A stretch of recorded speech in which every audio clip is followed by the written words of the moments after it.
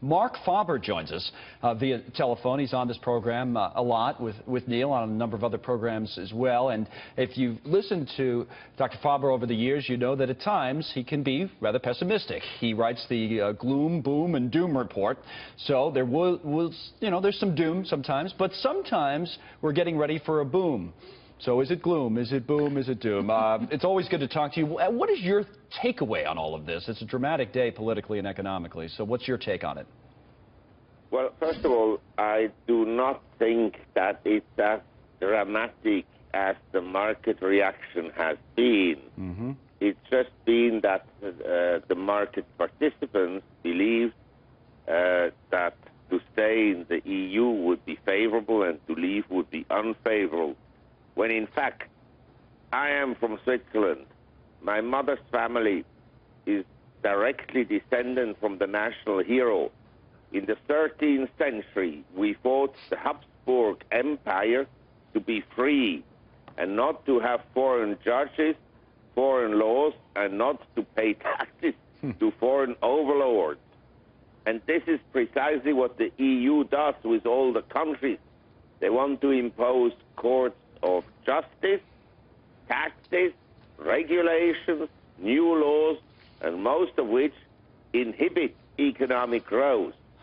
And this is a victory for freedom and for people, the Brits, who pushed by the media. Do you put your money where your mouth is then on something like this and use it as a buying opportunity? And if so, what are you looking at on a day like this? I think that the markets are going down because the economic news globally is unfavorable. We're moving into recession that has nothing to do with Brexit. But of course, all these economists, the neo-Keynesians, who intervene all the time in the free marketplace and the Fed and the ECB and so forth, they will say, oh, now we are in a global recession because of Brexit. Brexit has nothing to do with the economy around the world. What do you think Brexit has to do with the Chinese economy? Right. So tell us that's interesting. So you don't think in any way this vote accelerates our move into what you think is a global recession? So the effect is basically nothing. It's almost all completely other factors that are driving things? In my view, the global economy is weakening and the markets are coming around to smell it.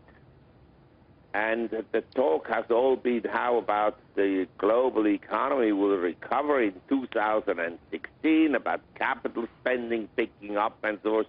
We have huge overcapacities. Where do you expect capital spending to increase?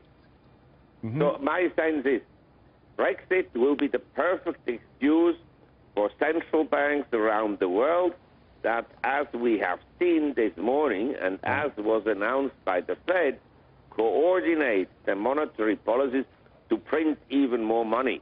Right. This will be favorable for gold and silver and platinum.